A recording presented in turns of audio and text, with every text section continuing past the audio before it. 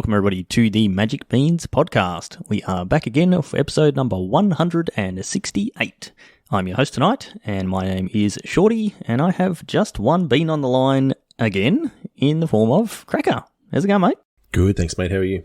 Yeah, pretty good. Bit better than Chewy is by the sounds of it. He was meant to be on the cast tonight, and he's a bit under the weather, so we hope you're feeling better soon, Chewy, and get you back on the cast, because you're going to have to be on the cast for a few weeks in a row when I'm gone. So I'm out of here. I'm done. I'm retiring from the Magic Beans. Whoa. Let's not say that. And podcast is finished. Okay, cool. No. Yes, Shortest editing ever. I am going on a nice big holiday, so you and Chewy will be holding down the fort, which I'm sure you'll be just fine. I hope. I think we'll get by. Yeah, you'll be right. Yeah. I mean, you can just put Chewy in front of a mic and just start recording, and he'll just talk about whatever for at least an hour. No worries. It's true. We could almost talk about Josh and Pats for an hour, mate. That's what we could do, because those guys are absolute legends with their nightly Facebook auctions. And there's some pretty good ones at the moment, man, with all of the new Lord of the Rings cards that Pat's been cracking like a madman. So go check them out. JP MTG Bazaar, they sponsor us and the tournament series that we put on, which is coming to an end, our current league, Shorty, which is we're almost there. Nearly done. I think it's been going pretty well, actually. So it's been good to see. But we really appreciate everything those guys do. So go check out the nightly auctions and bid on some cards, win some things with the sweet just buy it nows, which are probably the way to go, honestly. Like, you just get some really good prices. So go check them out. Let them know the bean sent you. Yep, very good. And Pat did his giveaway yesterday, the day before, I think earlier this week, for some Lord of the Rings stuff, and I didn't win anything this time, which is disappointing. Unlucky. Thought for sure he could rig it again and send me some extra product, but no, Pat would never do that. No, he actually wouldn't. No, he's way too honest for that. But make sure you're in there for the future giveaways, because he does them every set. And you did mention the league, Cracker, so I will quickly give everyone the reminder so they don't sign off at the end of the podcast and miss out on the reminder. There is only 4 days left in the group stage. So Monday night next week, the group stage will end. So at the moment, Group B is looking like if you've got 3 wins, you're in to the top 10. So it's been a little slow. Yeah, so not a lot going on in there. Group A's had quite a lot. I think I'm still sitting in 5th or 6th place. I had a loss last night to Wunga Sith. I've played Angels 90% of the time in my league matches against Angels. And I was going to say, you played Angels? Who were you? No, I would not. No, I would not touch Angels. But yeah, no, he crushed me last night. So yeah, get your matches in and try and get yourself into that top 10. And then we'll be kicking off the stage 2 as of Monday night. I'll fire that off on stream, and hopefully we can get some matches happening straight away. So speaking of matches that we had happen straight away, Cracker. Yeah. We cubed. We did. Yeah, so last Friday we all took the day off in celebration of Chewy's birthday. We won't say how old it is. At least 40. It's a number. We got together, we went to his place, and we drafted Vintage Cube. It was awesome. Bunch of the beans, and we had a couple of ring-ins. We had Azzy G travelling all the way from Bendigo. Yeah, top effort there, Azzy G. What a legend. Thank you, Azzy. It was great to play with you again. And also Tom. Tom's become a regular at these things, man. I think he's now just part of the Cube crew.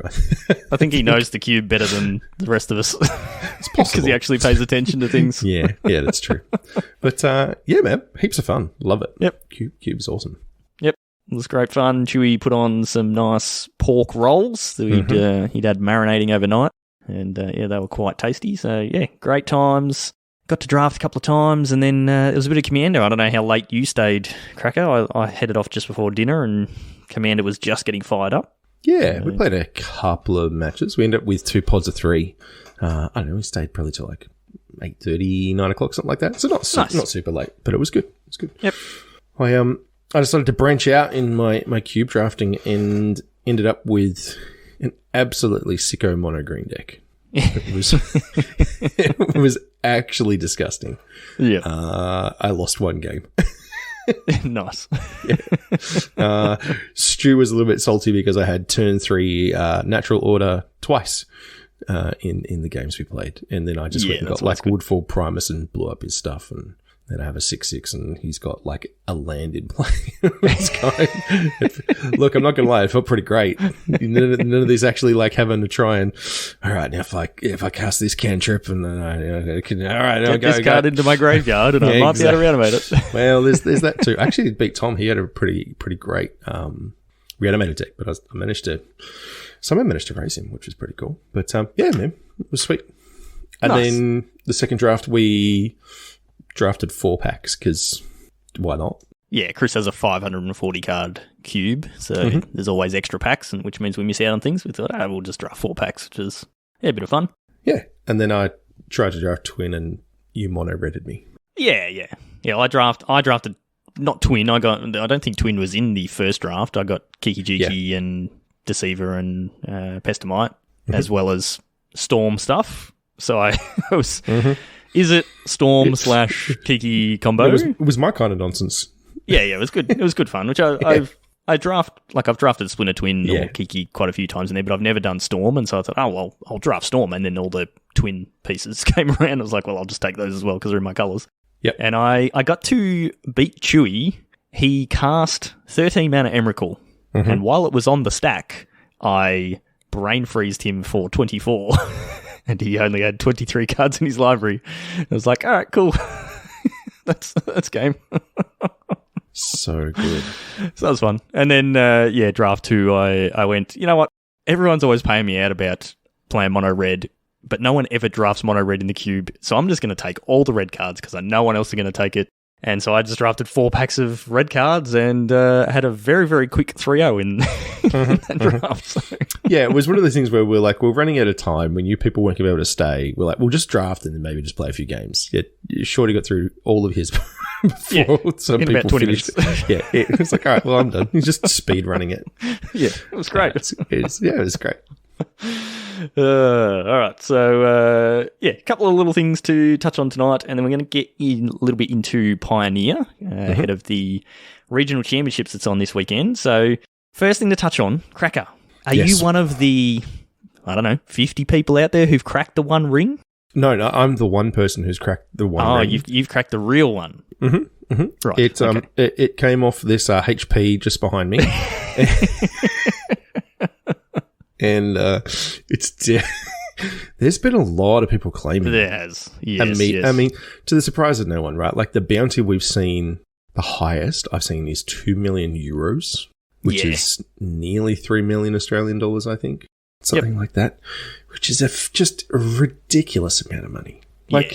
Absolutely insane. So unsurprisingly, there's a bunch of people who are claiming they've got it. And it's going to be really hard to verify. I think that's going to be one of the biggest challenges because I saw one person from Brazil who was claiming they'd got it, some dude in the UK, like people in America. It's just everywhere.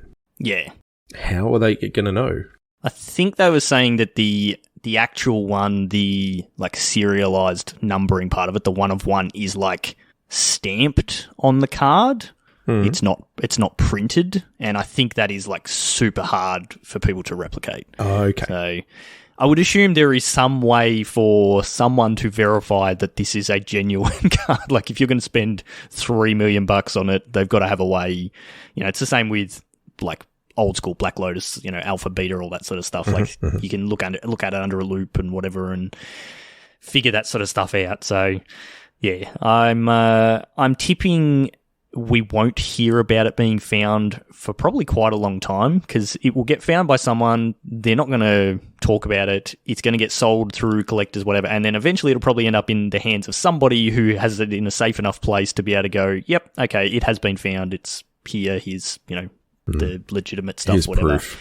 Yeah, so that we know it has been found. But it's one of those things that it kind of benefits, like SCG and those sorts of people to not have it announce that it's been found. Yeah, no, for sure. Then people keep buying packs and obviously Wizards as well. So, yeah, I think that'll be going for quite a while. But the other serialized cards, so there's the Soul Rings, so the human ones, the elf ones, the dwarf ones, the 300, 700, 900, they've been selling for a lot as well. Huge We were amount. saying before the cast that I think one of the 900 ones sold in Australia for like $4,000. I've heard of one of the 300 ones selling for like over $13,000 in the States. Yeah, that was number one. Yeah, okay. So it was the 0001.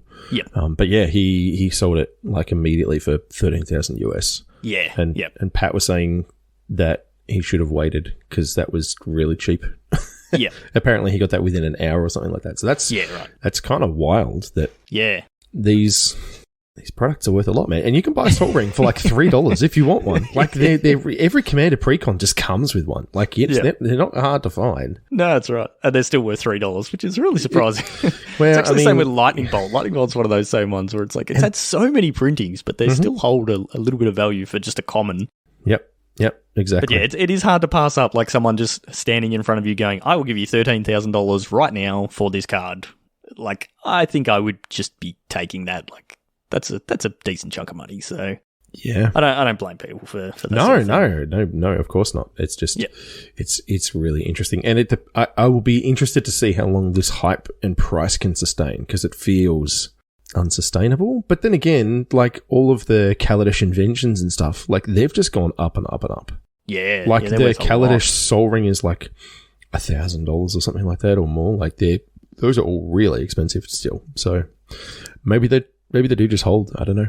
It's not MTG finance here, boys.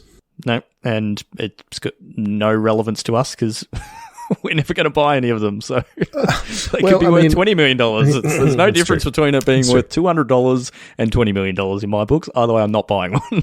Well, not directly. We're going to buy a collector booster at some point. It's going to have that. Yes.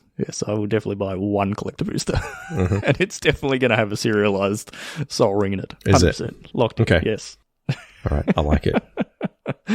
All right. So another thing that's popped up with the release of Lord of the Rings, you and I touched on some of the cards that we thought maybe see Commander play, maybe see Modern play, that sort of thing. Yeah. One of the cards we spoke about a bit was the Orcish Bowmasters, which I'm not sure if you've listened to Competitive Magic with the Carnies this week, but no, I haven't. Andrea Mengucci's podcast, he has no idea how to say Orcish Bowmasters and continues to pronounce it Orcish Bowmasters, okay. Like Corey Baumeister, Orcish Bowmeisters. Nice. I mean, in Mengucci's defense, he's Italian, so he probably knows how to say it in Italian. Yeah. But I'm assuming that the letters make different sounds in Italy, as opposed to. Actually, I got raided on the stream on Monday by a whole bunch of Spanish-speaking people, and awesome. Got to tell them. Oh, I hope you can understand what I'm saying, because not only am I speaking English, I'm speaking Australian. I'm speaking Australian. The proper English. Yep. But an article came out from the Commander Rules Committee, and they've basically said, yep, Orcish Bowmasters is a super powerful card, as we expected, and we're going to keep an eye on it, because that's what they do. That's what their job is, to keep an eye on possible cards that may need a banning. And it is a pretty solid card, as we spoke about last time. I've heard of it getting played in Legacy, but I haven't seen anything from that. So, what do you think? Really strong, like we talked about. I mean, I don't know, like people going, ban it, just seems wild to me. It's a 1/1. You can kill it. They're only going to have one of it. I'm downplaying. It's obviously an incredible effect, just shooting a bunch of things and, making a giant orc. I've seen people like tweeting about how good it's been in Legacy and stuff with, like Brainstorm on the stack and those kinds of things. So it's definitely going to be very, very powerful there. But you've got like Solitude and, like there's just like, even in those formats, you've got like Force of Will and stuff. And in Commander, you should be able to deal with it. It's not going to just insta you. And, it's at its best when you wheel. The thing that seems interesting to me is that, like, I don't think it wins the game, right? Like Hull Breacher, if you wheel into Hull Breacher or Narset or, Notion Thief, like any of these, like if you're pairing an effect with a wheel, discard your hand, draw 7 or whatever it is, then there are ways you can just lock your opponents out of the game. Like Hull Breacher was banned for that reason. It turned all of your opponent's card draw into treasures, just made you mana. Like that thing was, I didn't even get to play with it. It was banned so fast. But like Notion Thief does a similar thing. Like there's just a bunch of other stuff that, is this card very good? Yes. Is banning it before anyone's actually played with it insane? Yes. Yeah. I don't know. Fair enough. Thoughts? I mean, I'm not a super commander person, so... Yeah, I mean, it's going to see a lot of high-level play. I've seen Gucci. Yeah, of course. Like, this is good, right? Like, people would be mad there was no cards that were pushed. Yeah. But and if we get one card out of the entire set that is strong in Legacy and strong in Commander, great. Like, that's kind of what you want. So yeah, and the thing is, like, I actually don't think it'll be that strong in Modern. No, like we said, you kind of need Brainstorm type effects to really get that value out of it. Yeah. Good against Living End, ? Where they're cycling all the time and drawing extra cards. I mean, we don't have Treasure Cruise in Modern, which is our closest to Brainstorm. We got it in Pioneer, but it's not a Pioneer legal card. So, yep. The other card that they had on their thing that on their article that people have mentioned is Mirkwood Bats, which is a 3 and a black for a 2/3 bat with flying, and whenever you create or sacrifice a token, each opponent loses 1 life. So obviously you can combo a bunch of stuff and win with infinite combos and things like that with this sort of card, which there's a million of those already in Commander. So they were basically just saying, look, the only thing with this card is it's a common, so it's readily available for people, but who cares? Like, it's not going to make any difference. So it's also extremely unlikely. Yeah. Like, I guess the key difference between this is that it does it on the way in and the way out. Like, that's pretty unusual.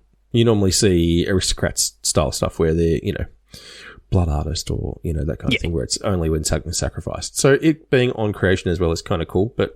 It kind of doesn't matter, though. If you're going infinite anyway, it's irrelevant. Mm-hmm. So, yep. Agree. So we'll see if that happens. I would be surprised if there's any sort of banning anytime soon. It would need to be really, really oppressive for 6 months sort of thing before they're going to look at actually ban. Like, how long was it before they banned Hull Breacher? Yeah, it was about 6 months, I think. Yeah, and that card was super oppressive. So yes, definitely. I mean, listen, you can still play Dockside Extortionist. I don't know if you've cast that card, Shorty, or seen it. Polywaffle's cast it against me, and it seems pretty strong. Yep, that is the truth. Like, that just. This is just a bunch of different ways that you just win the game with that thing on the spot. Yeah, so, yeah. I don't know. If they're just going to let that thing run around, I don't see why you ban Bowmasters, but that's fine. No. I guess this Bowmasters gets to kill things. Yep. Well, we'll see what happens. I don't know. Most of the time when I play Commander, I'm just like, what are you doing over there? Okay, you're just doing stuff and you're casting cards that I've never heard of and doing things. It's like, am I dead? No? Okay, well, I'm just going to keep... Can I have my turn now? I find it way too hard to keep track of 4 people's, like, not, let alone my own game, but 3 other people's games of what's going on with cards that I have never seen before. Like, they're either really old or they're Commander-specific things. Mm-hmm. And I just don't know. And it's, the person who's sitting diagonal to me is all the way over there, and I can't even see your stuff. So, yeah, one of the things of Commander that I don't thoroughly enjoy, and that's why I play it very rarely. Anyway, I could go on a whole rant about that if we wanted, but we're not going to do that tonight. We'll save if you're Chewy, you would. I am not Chewy, and I'm very glad of that. Can you imagine if there was 2 Chewies on our podcast? I was just going to say, 1 is plenty. 2 in the world, mate, let alone the podcast. All right, so let's get into Pioneer. So we are currently still in Pioneer season for regional championships, and then upcoming, I think the next PT is Modern. It is. We had Modern season not that long ago, but the one after that will be Pioneer again. So, a lot of Pioneer stuff has been going on recently, and a lot is still coming up. And then obviously we'll have a PT in a few months, which will be Pioneer. But we have the Sydney Regional Championships on this weekend, and none of us are going this time, which is a shame. I had considered just flying up. I wasn't that interested in going up. I mean, it's super expensive to go up for the full weekend. Yeah. For starters, and I didn't like my chances of going up and doing LCQing and trying to grind and get in and then whatever. But I did like the idea. They are running another 5K on the Sunday, which is also Pioneer. Mm-hmm. And I did like the idea of just flying up. Like, you can get pretty cheap flights from Melbourne to Sydney, fly up Sunday morning, just go straight to the venue, play the LCQ, fly straight home. It probably costs you I've got Qantas points, so it cost me like $100 in flights, and I just go and play Magic for a day and have that potential to win some cash and some money. Yeah, get a qualification to the next RC. So I was considering that, but that's not happening. I've got too many things on the go, and I'm going camping this weekend instead. So that'll be fun. Nice. But plenty from the Beans community are playing in this. A few people already qualified for the regional championships, and a few people, local Sydney people will be going and grinding and all that sort of stuff. So best of luck to all of them. Yeah, absolutely. But we thought we should, touch base on the Pioneer format. We did talk about Explorer a couple of episodes ago, so that would have been 4 weeks ago, which was pretty close to Pioneer. Yeah. Yeah, there's obviously a few, there's a couple of decks that are just straight missing. Lotus Field being the main obvious one. Yep. And then there's still just a few cards that are not available. Yeah, there's in no Explorer. Bring to Light, which there is a Bring to Light Omnath or Incarnation deck. So, that's missing. And, the big one really is Cruise. Lotus Field. Like, the rest of the decks are either the full decks are there or 95% of the deck is there, and it doesn't really make a huge difference. So we have had a couple of other regional championships over the last couple of weeks, so we're going to have a bit of a look at those and touch base on them with the one in Athens and one in Canada. So let's have a look at the Athens ones. This was 2 weeks ago in Athens, which is Greece. Athens is in Greece. Is. Yep. Correct. Yep. So what do we got in the metagame for that? This is one of those events that's run by Legacy, so it's confusing when it says... It's called the Legacy European Championship. Pioneer metagame, yeah. So we've got a bunch of Rakdos. Rakdos is the most represented, 17 and a bit %. Mono Green is next, then Creativity, Mono White Humans, Enigmatic Fires, Blue White Control. For some reason, people want to do that to themselves. Rakdos Sacrifice, Lotus Field, Greasefang, Spirits, Phoenix, and then Other.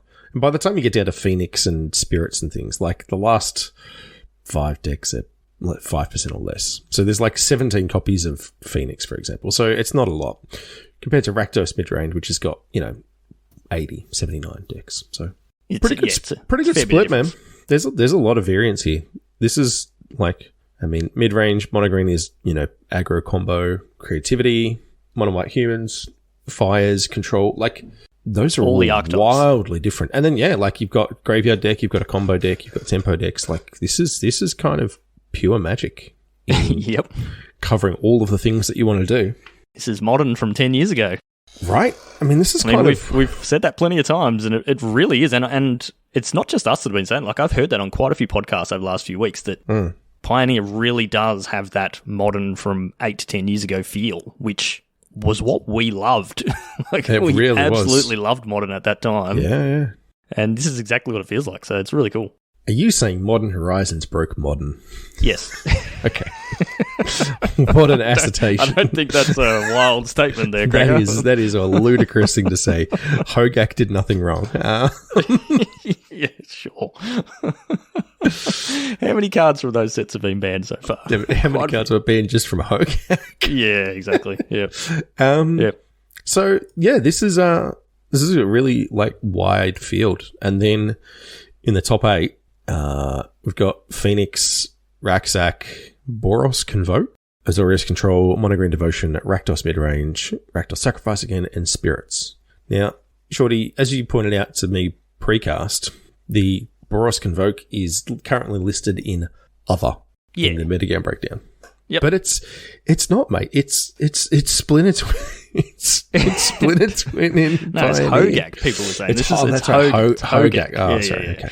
Yeah. So we spoke about that deck a few weeks. So this is the deck that actually won the tournament, and it was like, Boros Convoke won, and then you go and look at the meta, and it's like, where's Boros Convoke? And from what I've been hearing, it's been horrible. It had a lot of hype, and I think people like it really doesn't take much to beat that deck. You know, we've spoke about it previously. Yeah. It's just, you just put in a couple of small board wipes into your sideboard and it kind of just completely changes the meta. So I don't know how this player won. They ran through the top 8 too. Yeah. They dropped one game. Yep. I mean, the deck can be really good. Like, let's have a quick look at the list. So, like, sure. the winning players list. So we've got 4 Ornithopter, 4 Knight Errant of Eos, which is the card that kind of put this deck on the map. Although I'm looking at creature. The Wizards site, and when you hover over Knight Errant of Eos, it's Finn the Fangbearer. So, good job, Wizards. It's the Convoke one, and then you can find cards off the top equal to the number of creatures you convoked with and all that sort of stuff. So, refills. Resolute Reinforcements, which is basically just to raise the alarm. Voldaran Epicure, which makes a blood token. Some Clarion Spirits. A Regal Leosaur, which is a mutate creature. White and a red mutate 2/2, but it's got mutate for 1, and then it's a red-white hybrid. When this creature mutates, other creatures you control get +2/+1 till end of turn. So this is a pump for your team. Yeah, this is the overrun. Which is quite nice. Giant killer creature, and it has other sides to it as well. A Reckless Bushwhacker. Which is, again, is your other overrun. So it's got Surge for 1 and a red, so you can cast it for 1 and a red. And, give all your other creatures +1/+0 and haste till end of turn. Thraben Inspector, which you've seen before, and then Venerated Loxodon, which puts counters on all your dudes. So and Gleeful Demolition as well, which is the you make a bunch of goblins. That's from your Epicure. You destroy an artifact. Like that. Yeah. And if you control it, you make the token. So you've got Ornithopters, you've got Thraben Inspectors, and the blood tokens from the Voldaran Epicure. So it's not that hard to have. You've got 12 ways to make artifacts in your deck. Not hard to get that. And then a couple of Legion's Landings just for fun, I guess. This deck has a plan. It does. And it has a plan, and if it does its plan, which it can do very quickly, it will just smash you in the face, like really, really quickly. And I guess that's what you're preying on. It's you're crossing your fingers that your opponent doesn't have a board wipe in the first 2 to 3 turns. If they don't, you probably win the game. If they do, well, you're in a bit of trouble, and then they're probably just going to stabilize and take over. So, yeah, not the busted deck that people were vaunting it to be. No, mate, it won. What are you talking about? Oh, yeah, 100% it won. Yeah, it's that's how this works. Yep, definitely. That's why in the next weekend's metagame, it still was in the other category. So. Listen, and it's not top 8, so let's not. No, it's the best deck. Let's not be rules orientated. No. But yeah, it is a deck that you do need to be aware of, and if you are, like, without making this sound insulting, it's probably a pretty easy deck to play. That would be a fair statement, I would think. People always say that about mono red as well. It's like you just play your creatures and turn them sideways. Well, this is you just play your token creators and turn them sideways. So yeah, at least with this one, you don't have the mistake of bolting the wrong thing. Yes. You don't have any bolts. You just have creatures. Yeah. I mean, there is the question of like overextending and all that sort of stuff. But yeah. I imagine it's also probably quite cheap to build. Like you don't have many rares. The rares that you do have are going to be pretty cheap. Like I wouldn't imagine Venerated Loxodons are too expensive. No, it's going to be your mana base that will be an expensive thing. So Mana Confluence is a sneaky expensive card. It's only got 1 Mana Confluence. You've got Inspiring Vantage, which you might be looking at like $10 each for those. Sacred Foundries are pretty cheap these days. Battlefield Forges are like $1. A couple of Pathways and a couple of Dens. So you're probably looking at like 150 to 200 maybe for this deck. So if you are looking for a deck for this weekend, this is not a bad choice. Like if you're just going in as like, I don't have any time to practice, I need to just pick up a deck that's cheap, it's probably not a bad choice. You can absolutely just spike with this. Yeah, 100%. And I think, what do you have to get? Is it might be top 16 I think you've got to get to. No, that was the previous ones. Anyway, doesn't matter. Yeah, definitely a deck worthwhile looking at. I was about to call you Chewy, goodness me. Cracker, I would like you to pronounce the person who came second in that tournament's name. Whoa, that's a lot of consonants. There's some vowels in there. There is. I don't even know where you start with that. I'm going to say Przemysław. Shorts. P-R-Z-E-M-Y Slaw. S-L-A-W. Yeah. And then... Olszewski? Olszewski? Apologies for butchering your name, but goodness me, I have no idea. I'm going to guess this person's from Poland or somewhere like that. Yeah. And, we're sorry for butchering your name. They played Blue White Spirits, though. Came second. This is just the deck, right? Like, there's nothing new in here. They're doing, 4 Curious Obsessions and some Lofty Denials, some Slip Out the Backs, and just a bunch of flash spirits. Yeah. Nothing new. Was Curious Obsession always a 4 of in this deck? It was No, they're different ones. So this one's the other one you'll see is people playing Collector Company instead. Yep. So or they're just playing mono. Bant. Yeah, sometimes they're playing Bant. Sometimes they're like just blue green, mostly mono blue.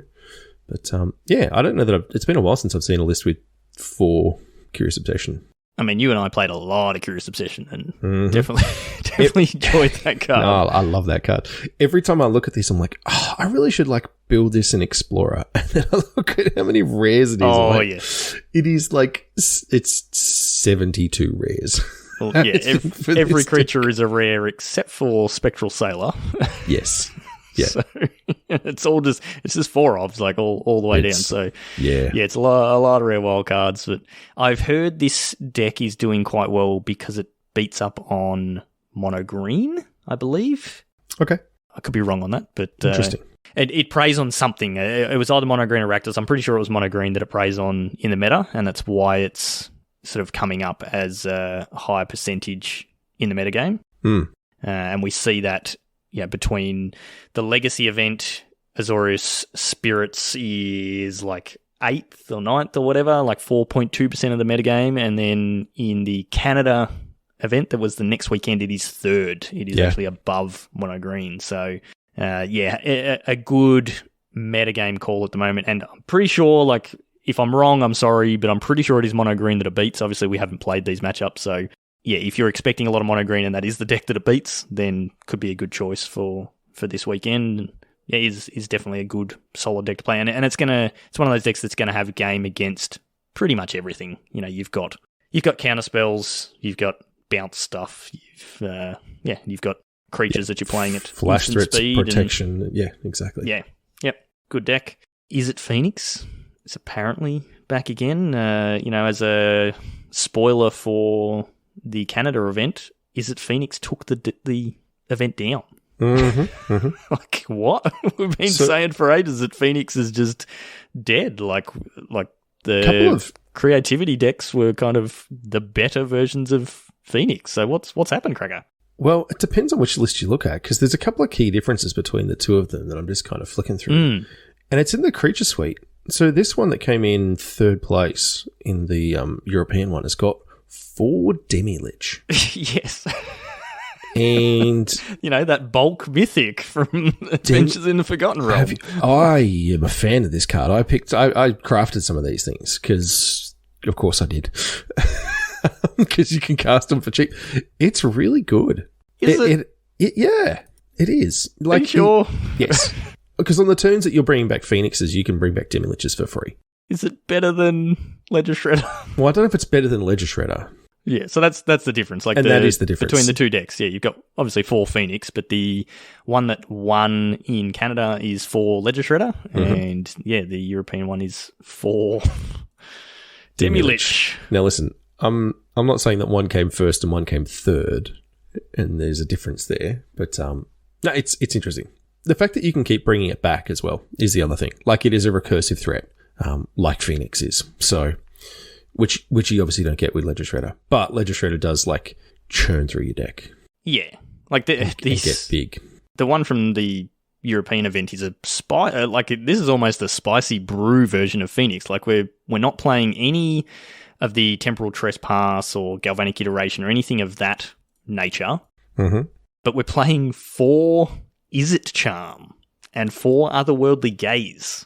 So they're about just mill your creature's life and then just bring them back for free, mate. Yep. So, I mean, good on them. Yeah, they finished 3rd in the event. But the Canada version is much more the classic version of Phoenix that we've seen before. It is, you're playing a couple of Temporal Trespass, playing a couple of Governing Consideration, and your usual spell suite that you have with Phoenixes and Legistrators. So, yeah, interesting. I don't know what's made Phoenix come back to being good. You were questioning prior to us recording what's happened to creativity. So it was third in the metagame in Athens, but in the Canada one, it's dropped right down to like 7th or 8th in the meta, down to like less than 5%.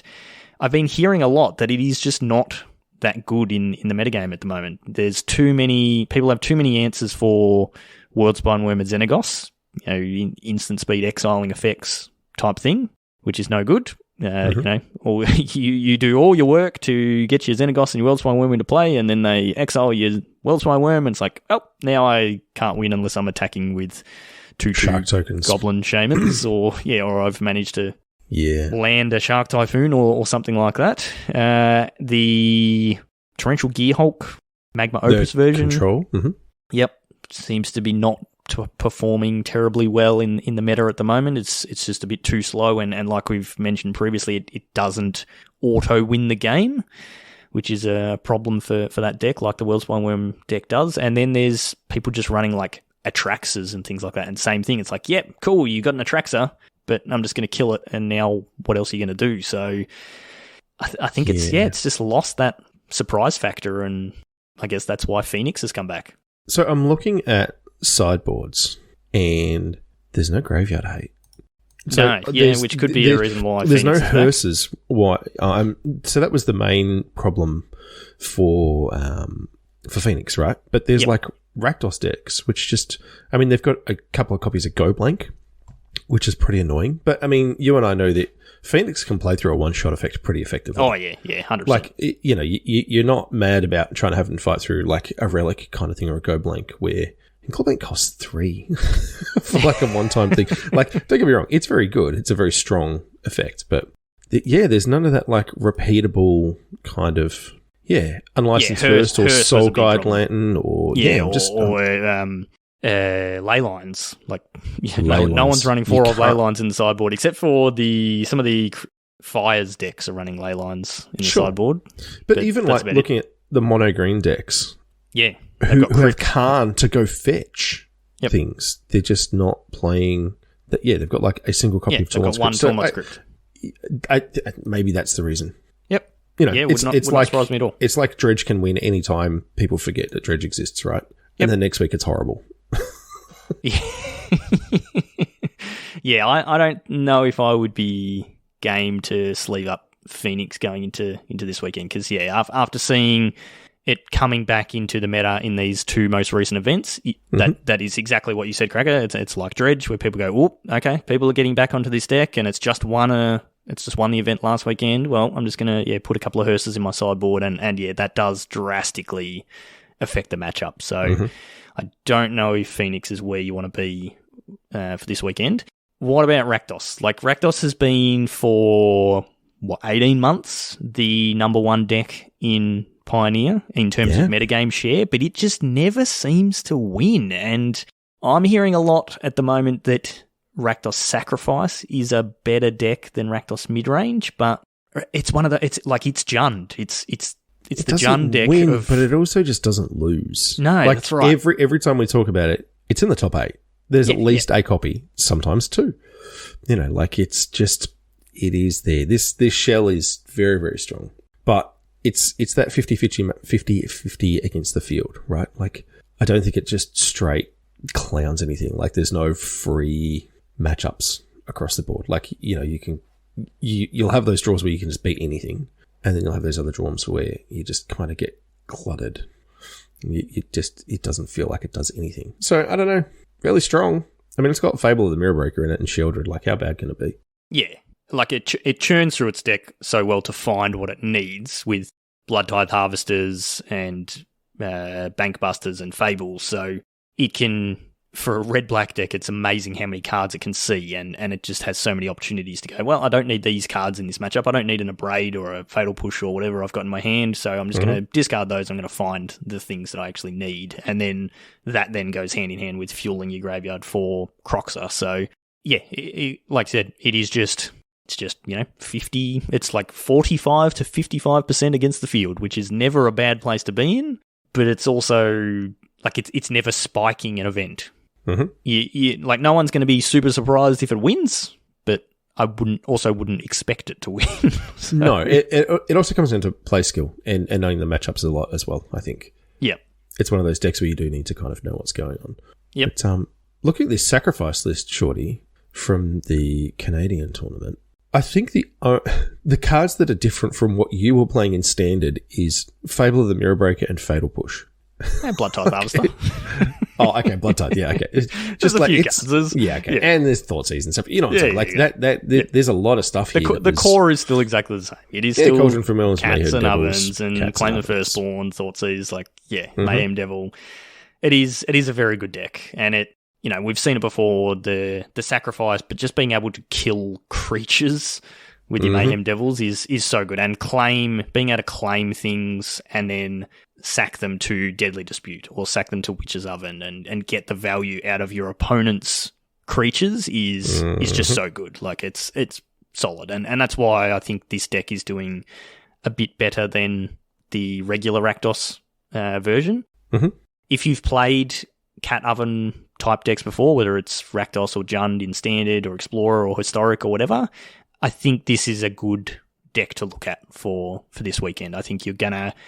I don't know the full matchup spread, but there's probably a couple of matchups that you go, oh, okay, I'm a little bit slow against these, and then I might be down. But I reckon your percentage against other decks is going to be much higher. Like decks like, I would imagine this would have a really good matchup against Spirits. You just pinging down Spirits all the time.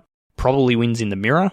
Definitely would beat the Boros Convoke deck. Not bad against Phoenix, I would imagine, either. I don't think you want to play against Blue-White Control. They've got 4 temporary lockdowns, for a Farewell, Supreme Verdict, just a bunch of exile effects. Yeah, it depends. It's so hard to... But if you've got an oven on the field, it is just so hard to get in a situation where you can actually exile a cat.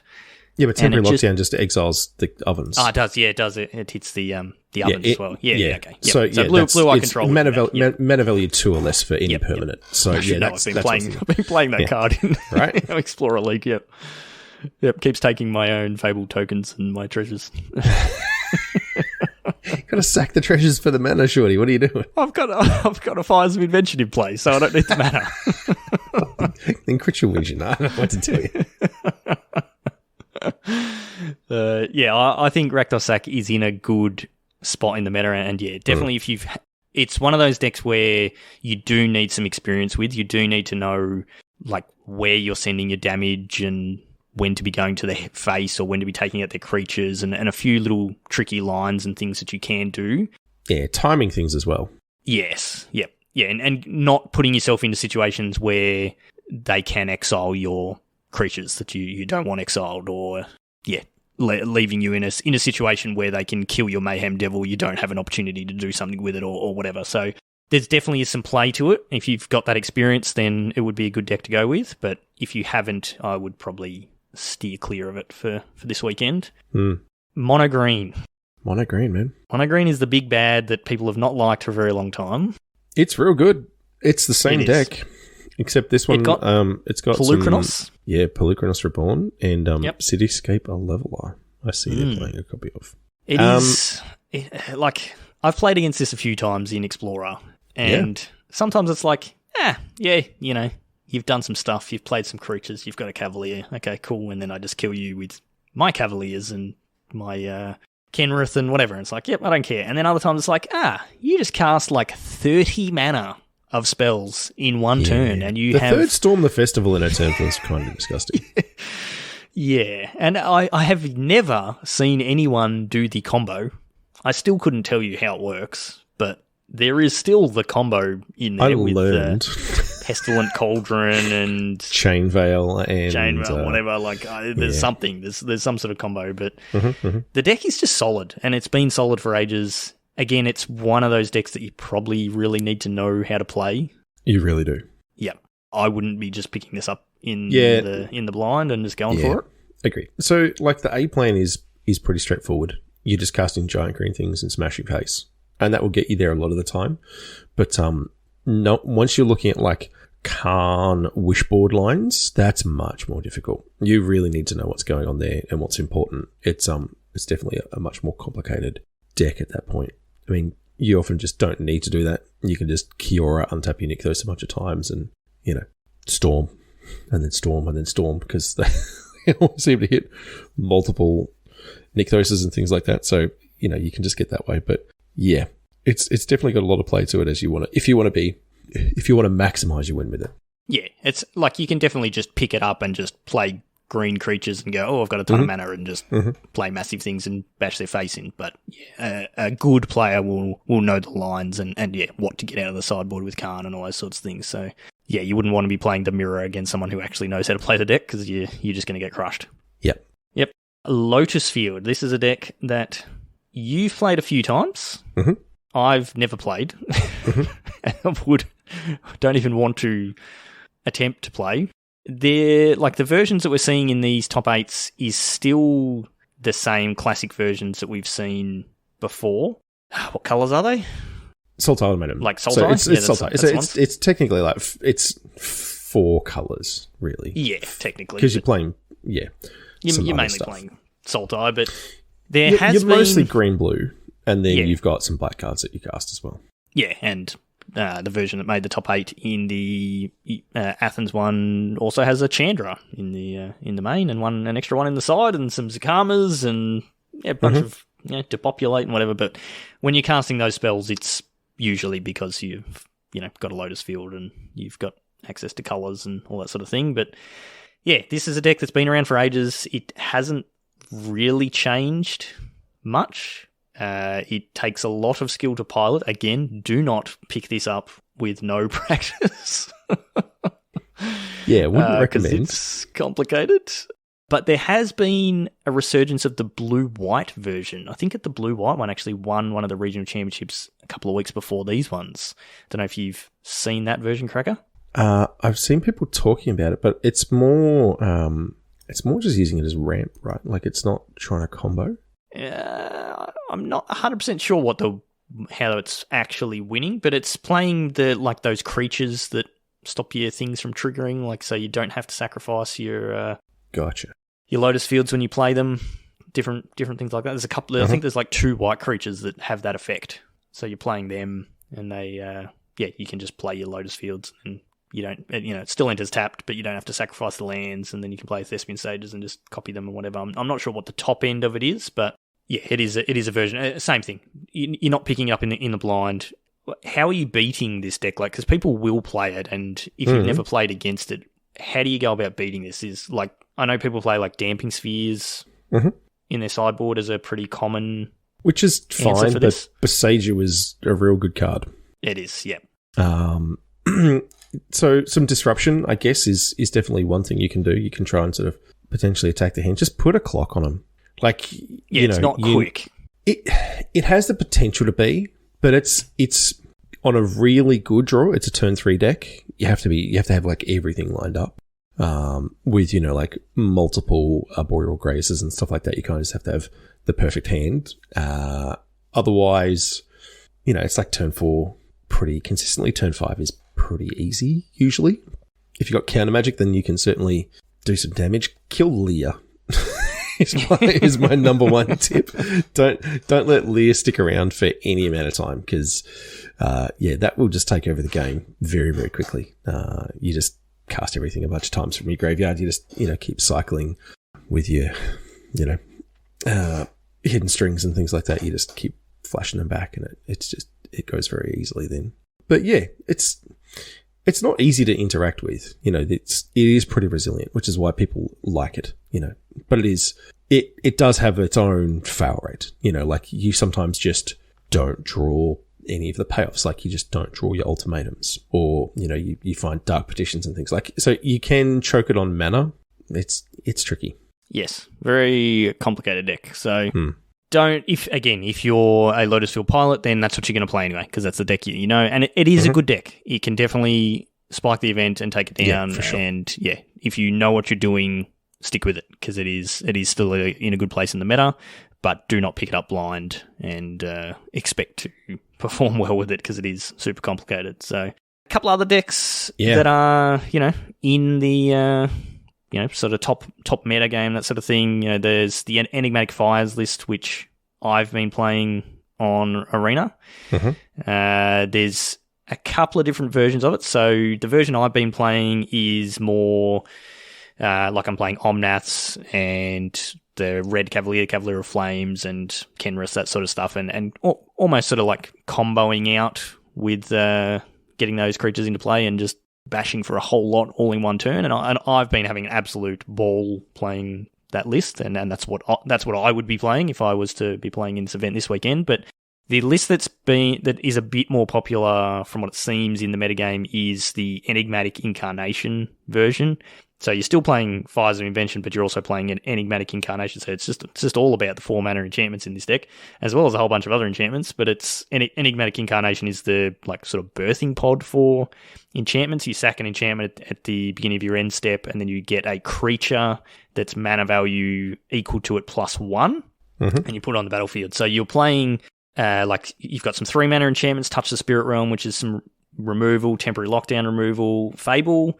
That can get you 4 mana creatures in your deck. So you've got a sort of a toolbox of creatures. So you've got Omnaths and Heliods, the new Heliod, which again, thanks Wizards for their website, is not showing the correct card. Are you saying it's not Skithrix the Blight Dragon? No, it is not. So I can't remember what that one does, but it does stuff. And then you've got like your 4 mana enchantments and your 4 Fires of Invention, 4 Enigmatic Incarnations, which you can turn into Elish Norn, Tolsimir, or Kenrith, depending on what you need. And then, of course, you've got Leyline Bindings. You're playing 5 colours, so you can turn your Leyline Bindings into Coma, which is just it's such a solid card.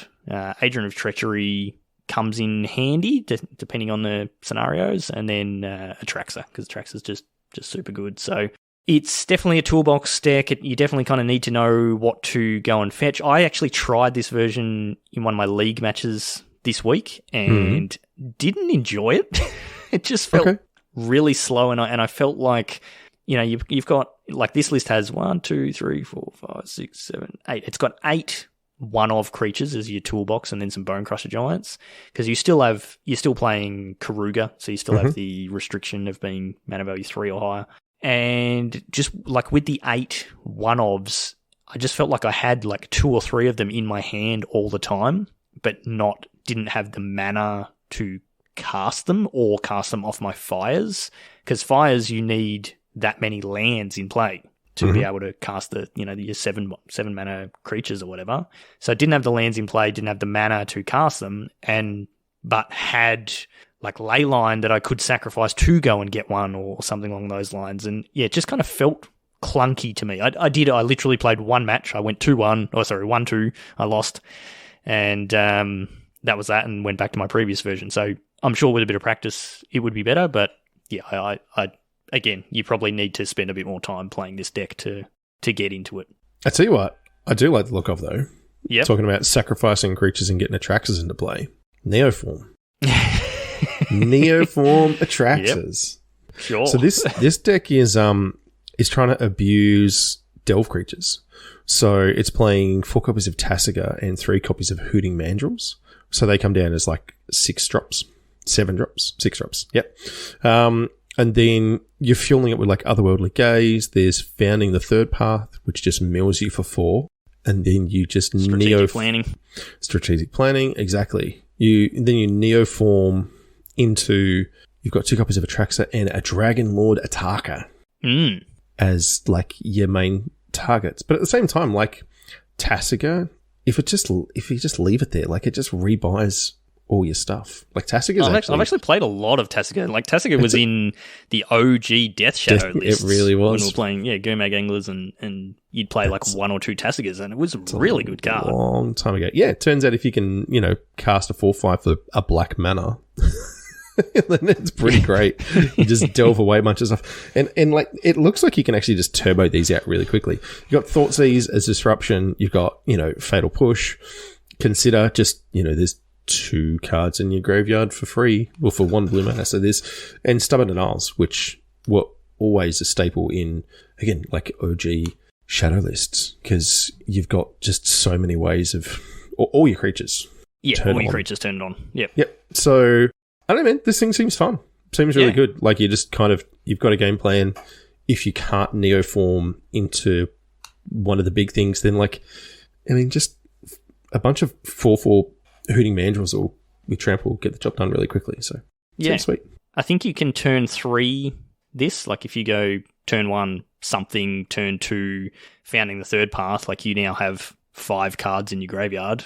So otherwise, like, Gaze puts 3 into the graveyard, 4, including itself. Turn 3, you can easily play a Tasiga or Hooting Mandrills for 1 mana and then have 2 mana left for Neoform, and there you go. You've got Dragonlord Ataka or an Atraxa on turn 3. And, if it's Atraxa, you've refilled your hand. If you're playing against a quick low to the ground deck, then Ataka just comes down and wipes the board. So can you imagine Ataka against the Boros deck? I don't really know how they deal with an 8/8 flying trample that wipes the board. That's pretty rough. With their things, yep. But definitely cool deck. Another list that you've played a bit of, I think accidentally. Greasefang. No, not accidentally. It's the one I tried to. You were meant to play Greasefang. I was meant to play, Yep. It didn't still good. Like yep. It's again, it's doing the same thing. I don't think there's any real changes here. It's, this list I'm looking at is playing a bunch more Lilianas of the Veils, but, just Greasefangs and Rafine's Informants. You can kind of customize this based on what you want to see. There's a few flex slots. Sometimes you've got like Seder Wayfinder and some other things in there, but, Greasefang and Can't Stay Away to just rebuy your Parhelions or, Sky Sovereigns. You can just turn this out really quickly. It's kind of nuts. Because, like, perfect world, is there any of the 1 mana?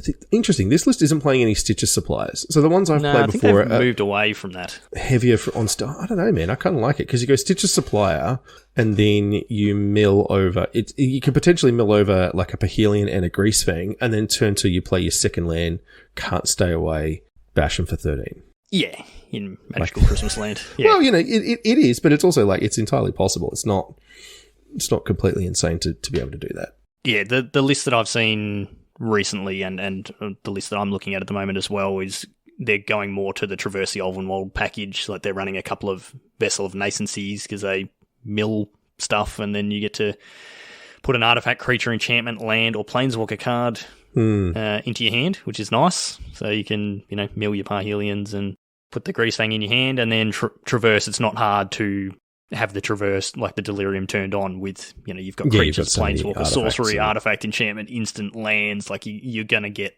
the Delirium pretty quickly and easily, and then you can go and fetch. Interesting. Yeah, it's a different take because the previous versions of this were playing Eldritch Evolution instead. Yeah. To like sacrifice your 1-drops to go and find to go get Greasefang. So different takes. A little slower, probably a little more resilient. Yeah, exactly. Yep. So, in the same sort of vein as Phoenix, if people are skimping on the graveyard hate, then a deck like Greasefang is a good place to be. Mm-hmm. The big difference with Greasefang is it does have it has main deck ways to answer your graveyard hate. It has Besagers, but it also has Witherbloom Command, which can destroy a non-creature, non-land permanent with mana value 2 or less. So that's going to hit most of your. It's going to hit Unlicensed Hearse. So it's going to hit those sorts of things. Rest in Peace, if that's the other thing that people are playing. Yeah, Rest in Peace, yep. And Besager's obviously going to deal with those as well. So, they do have options. And then in the sideboard, running Night of Autumn's temporary lockdowns as well, those types of things. So they do have ways to deal with your graveyard hate, which makes it a bit more resilient than the Phoenix lists that are in the Izzet colours, who... Once that thing's on the battlefield, it's a bit harder to deal with. They're playing a Braids if it is an Unlicensed Hearse, but can't really deal with enchantments in Izzet colours once they're on the battlefield. So Yep. Yeah. Any other decks that you think we should mention? Like we've said before with Pioneer, it is like Modern from 8 to 10 years ago, which means there is like 50 decks. You can kind of, if you've got a deck that you've been playing for ages and you know really well, play that deck. Like you're going to get a lot of benefit from playing that. But if you're going in blind and you don't know what to play, yeah, the Convoke deck is probably not a bad choice. There's, humans, mono white humans. I was about to say mono white humans I think is actually really strong. Yep. If you've played that in standard, it's not that different to the standard versions that we've seen. The mono white list in there. You can always get super aggressive just with Gruul aggro. There is a mono red list that kicks around, but it kind of struggles a little bit in the current meta. But if you've got a deck that you know and you know really well, play it. And I'm sure you'll do pretty well. So what would be your pick if you had your pick of any deck you could play? What would you be playing? Not like, give me your, this is what I would like to play because it's what I would enjoy, and then give me your, this is what I think you should play. I think I'd like to try the Neoform Atraxa list. That actually just seems like a lot of fun. I'm shocked, Cracker. Well, listen, it's not quite a graveyard deck. It's just close. Yeah, I think that'd be really fun to play. What I think people should play, if you've got the reps, mono green. I think mono green is probably still just the best, or like top couple of decks in the format. Yep, fair enough. Yeah. What about you? It's going to be fires of some description. Yeah. If it was my choice just to play because I wanted to play, I would play the version of fires that I've been playing, like Omnath fires, Karuga type stuff, because I've been absolutely loving playing that. It's a lot of fun. But if I was going to pick a deck to be the best in the meta, I would pick Rakdos Sacrifice. I think that is the best positioned at the moment. And I do have reps with playing that style of deck, so probably would be a good choice for me to pick up for the weekend. But I think that's a good place to be. So hopefully someone takes our advice and our advice is correct and they do well. I'm sure that somebody will win the tournament on the weekend. Yeah. That's usually what happens. I'm confident that'll happen. Tournament is run.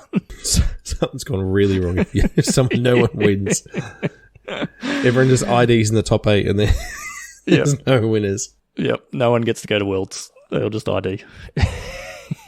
If you are playing in this event, though, tell us about it. Keep us updated in the Discord. We want to know. We want to celebrate with you as your rounds go through. So, keep us up to date.